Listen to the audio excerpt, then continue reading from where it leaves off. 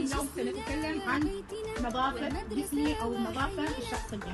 بسم الله الرحمن الرحيم. قال الله تعالى: إن الله يحب التوابين ويحب المتطهرين، وقال الرسول صلى الله عليه وسلم: إن الله جميل يحب الجمال ونظيفا يحب النظافة. نظيفا ماذا يحب؟ النظافة. واليوم نحن سنتكلم عن النظافة الشخصية أو نظافة جسمنا. نظافة ماذا؟ كيف نبدأ بالنظافة؟ كيف نبدأ؟ نبدأ بماذا؟ بتنظيف الأظافر، قصها. نقص الأظافر كل أسبوع. كل ماذا؟ كل أسبوع. أيضا والوجه رائحة ما أحلاها فاحت بنا أنساما وتغسل وجهها كل يوم بالصابون. هل هذا تصرف صحيح أم خاطئ؟ ولماذا صحيح يا ترى؟ لأنها تحافظ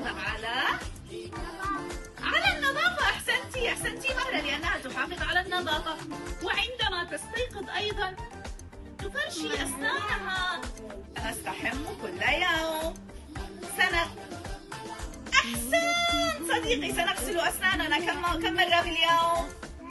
3 مرات. أحسن.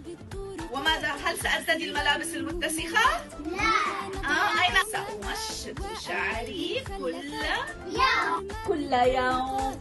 وتغسل أسنانها كل يوم وتحافظ على نظافة جسدها.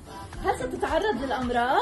لا إن شاء الله لا. لماذا؟ لأن النظافة هي سر الصحة.